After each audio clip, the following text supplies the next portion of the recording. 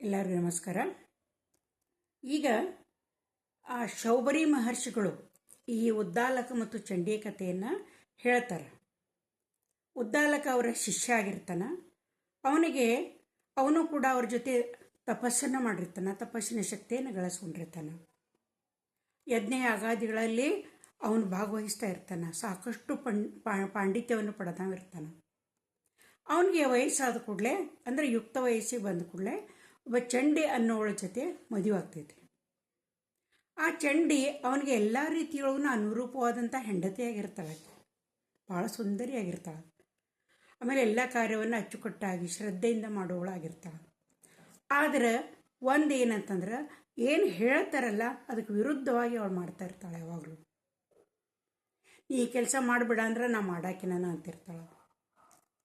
ಯಜ್ಞಕ್ಕೆ ನೀ ತಯಾರಿ ಮಾಡೋದ್ಕೊಳ್ಳೋ, ಇಲ್ಲ ನನ್ನ ಕಡೆಯಿಂದ ಏನಾಗೋದಿಲ್ಲ ಅಂತಿರ್ತಾಳೆ. ಅಡುಗೆಯನ್ನು ಮಾಡೋದ್ಕೊಳ್ಳೋ, ಇಲ್ಲ ನಾ ಮಾಡೋದಿಲ್ಲ. ನೀರನ್ನು ತರಬೇಡ ಅಂದ್ರೆ ನಾ ತರಾಕಿ ನಾನು. ಹಿಂಗೆ ಎಲ್ಲದಕ್ಕೂ ಏನಂತಂದ್ರೆ ಉಲ್ಟಾ ಪೂರ್ತಿಯಾಗಿ ವಿರುದ್ಧವಾಗಿ ಕೆಲಸವನ್ನು ಮಾಡ್ತಿರ್ತಾಳೆ. ಇವನಿಗೆ ಉದ್ದಾಲಕನಿಗೆ ಅಕ್ಕಿ ಜೋಡಿ ಹೇಗೆ ರಗಡಾಗ್ತೈತಿ. ಎಷ್ಟು ಹೇಳ್ತಾನೆ, ಎಷ್ಟು ತಿಳಿಸಿರ್ತಾನೆ, ಕೇಳೋದನ್ನೇ ಇಲ್ಲ. ಅಕ್ಕಿ ಮುಂದೆ ಏನು ಮಾಡ್ತಾನೋ ಅಂತಂದ್ರೆ, ಅಕ್ಕಿ ಕೆಲಸ ಹೇಳೋದನ್ನ ಬಿಟ್ಬಿಡ್ತಾನ. ತಾನೇ ಎಲ್ಲ ಕೆಲಸಗಳನ್ನು ಮಾಡ್ತಿರ್ತಾನೆ. ಮನೆ ಕೆಲಸಗಳನ್ನಾಗಲಿ, ಯಜ್ಞದ ಕೆಲಸಗಳನ್ನು ತಾನು ಒಬ್ಬನೇ ಮಾಡ್ಕೊತಾ ಇರ್ತಾನೆ. ಜಪತಪಗಳ ತಯಾರಿಯನ್ನು ತಾನೇ ಮಾಡ್ಕೊಳ್ತಾ ಇರ್ತಾನೆ. ಹೀಗಾಗಿ ಅವನಿಗೆ ಯಾಕಾದರೂ ಮದುವೆ ಆದ್ನೇಕಿನ ಅನ್ನುವಷ್ಟು ಜೀವನ ಇದ್ದದ್ದು ರೋಷ್ ಹೋಗಿಬಿಡ್ತೈತಿ. ಒಂದು ಸಲ ಅವನ ಆಶ್ರಮಕ್ಕೆ ಕೌಂಡಿನ್ಯ ಅನ್ನುವಂಥ ಒಬ್ಬ ಅವನ ಗೆಳೆಯ ಬಂದಿರ್ತಾನೆ. ಆಮೇಲೆ ಅವ ಅಂತಾನೆ, ಯಾಕೆ ಎಲ್ಲ ಮನೆ ಕೆಲಸವನ್ನು ನೀನೇ ಮಾಡ್ತೀಯಲ್ಲ ಅಂದ ಕೂಡಲೇ ಅವನಿಗೆ ತನ್ನ ಅಳಲನ್ನೆಲ್ಲ ತೊಡ್ಕೊತಾನೆ. ಏನು ಮಾಡಲಿ, ಒಳ್ಳೆಯದ ಆದರೆ ಹಿಂಗೆಲ್ಲ ಮಾಡ್ತಾಳೆ ಅಂದ್ಕೂಳೆ ಕೌಂಡಿನ ಹೇಳ್ತಾನೆ, ಅಲ್ಲ ಇದು ಭಾಳ ಸರಳ ಐತಿ. ಆಕೆಗೆ ವಿರುದ್ಧವಾಗಿ ನಿನ್ಗೇನು ಕೆಲಸ ಮಾಡಿಸ್ಕೋಬೇಕಾಗೈತಿ ಅದಕ್ಕೆ ವಿರುದ್ಧವಾಗಿನೇ ಹೇಳುತ್ತ ಬಾ ಅಂತ ಹೇಳ್ತಾನೆ. ಆವಾಗ ಉದ್ದಾಲಕನಿಗೆ ಸರಿ ಅನ್ನಿಸ್ತೈತಿ ಅದು.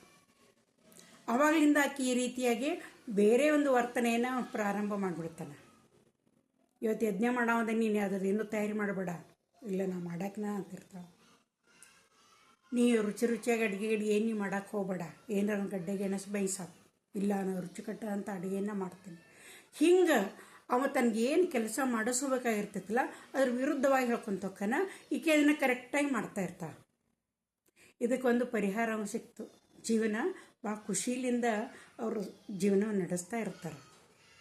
ಮುಂದೆ ಏನಾಗ್ತೈತಿ ಅಂದ್ರೆ, ಒಂದು ಸಲ ಅವನ ತಂದೆಯ ಶ್ರಾದ್ದ ಬರ್ತೈತಿ. ಶ್ರಾದ್ದವನ್ನು ಮಾಡಬೇಕಾಗಿರ್ತೈತಿ. ಅವಾಗ ಅವ ಯಥಾ ಪ್ರಕಾರ ಹಿಂದಿನ ದಿನ ಹೇಳ್ತಾನೆ, ನಾಳೆ ನನ್ನ ತಂದೆಗೆ ಶ್ರಾದ್ದ ಮಾಡೋದೈತಿ, ನಾ ಹೆಂಗಾರ ಮಾಡಿಬಿಡ್ತೇನೆ. ಇಲ್ಲ, ಅಚ್ಚುಕಟ್ಟಾಗಿ ಮಾಡೋದೈತಿ. ನಾ ಬ್ರಾಹ್ಮಣರನ್ನ ಕರೆಯಂಗಿಲ್ಲ, ಯಾರನ್ನ ಕರೆದು ಬಿಡ್ತೇನೆ. ಎಲ್ಲ ಬ್ರಾಹ್ಮಣರನ್ನ ಕರಿಬೇಕು. ಅವ್ರಿಗೆ ಗಡ್ಡೆ ಗೆಣಸನ್ನು ಬೇಯಿಸಿ ಹಾಕಿ, ನೀನು ಏನು ರುಚಿಕಟ್ಟಾಗಿ ಅಡುಗೆ ಮಾಡಬೇಡ, ಇಲ್ಲ ನಾ ಪಂಚಪಕ್ವಾನ್ನಗಳನ್ನು ಮಾಡ್ತೀನಿ ಅಂತ.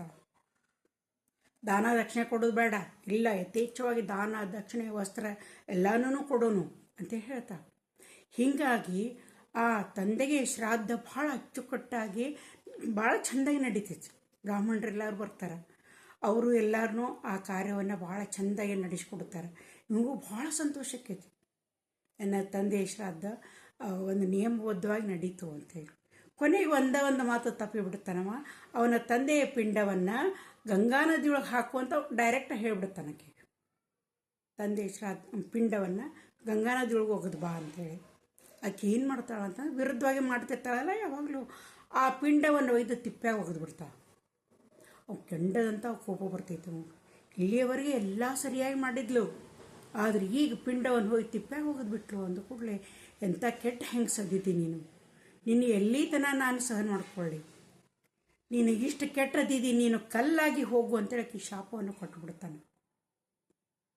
ಅವತ್ತಿಲಿಂದ ಆಕೆ ಕಲ್ಲಾಗಿ ಆ ಒಂದು ರಸ್ತೆಯ ಮೇಲೆ ಬಿದ್ದುಬಿಟ್ಟಿರ್ತಾಳೆ, ಕಾಲು ದಾರಿಯ ಮೇಲೆ ಬಿದ್ದುಬಿಟ್ಟಿರ್ತಾಳೆ ಆಕೆ.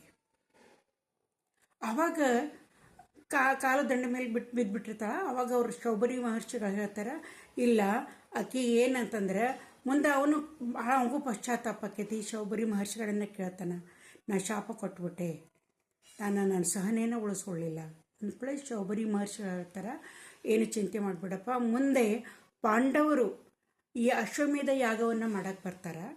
ಪಾಂಡವರ ಒಂದು ದಯದಿಂದ ಅಂದ್ರೆ ಅವ್ರು ಯಾರು ಬರ್ತಾರಲ್ಲ ಅವರು ಒಂದು ಕಾಲನ್ನು ಬಂಡೆಗಲ್ ಮೇಲೆ ಇಟ್ಟರು ಅಂತಂದ್ರೆ ಆಕೆ ಜೀವಂತ ಆಕಾಳ ಅಂತಂದು ಹೇಳ್ತಾರೆ. ಹಂಗೆ ಆ ಶೌಬರಿ ಮಹರ್ಷಿ ಹೇಳ್ತಾರೆ ಅರ್ಜುನ್ಗೆ, ನೀನು ನಿನ್ನ ಒಂದು ಕಾಲನ್ನು ಮತ್ತು ಅದ್ರ ಮೇಲೆ ಇಡು, ಅವಳು ಜೀವಂತ ಆಕಾಳ ಮತ್ತು ಕುದುರೆಯೂ ಬಿಡುಗಡೆ ಆಕೈತಿ ಅದರಲ್ಲಿಂದ ಅಂತ ಹೇಳ್ತಾರೆ.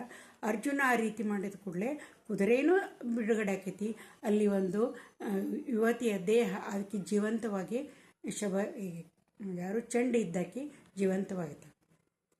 ಆನಂತರ ಇವು ಶೌಬರಿ ಮಹರ್ಷಿ ಹೇಳ್ತಾರೆ ಕೃಷ್ಣಗೆ, ನೀನು ಇವನ್ನ ಯಾರು ಉದ್ದಾಲಕನನ್ನು ನೀನು ಎಬ್ಬಿಸ್ಕೊಂಡು ಬಾ ಅಂತಂದ ಕೂಡಲೇ ಕೃಷ್ಣ ಹೋಗಿ ಆ ಉದ್ದಾಲಕನನ್ನು ಎತ್ತಿಕೊಂಡು ಅವನ್ನ ನಿಧಾನವಾಗಿ ಅವನ್ನ ನಡೆಸ್ಕೊಂಡು ಕರ್ಕೊಂಡು ಬರ್ತಾನೆ. ಮುಂದೆ ಏನಾಯ್ತು ಅನ್ನೋದನ್ನು ನಮ್ಮ ಮುಂದಿನ ಕಥೆ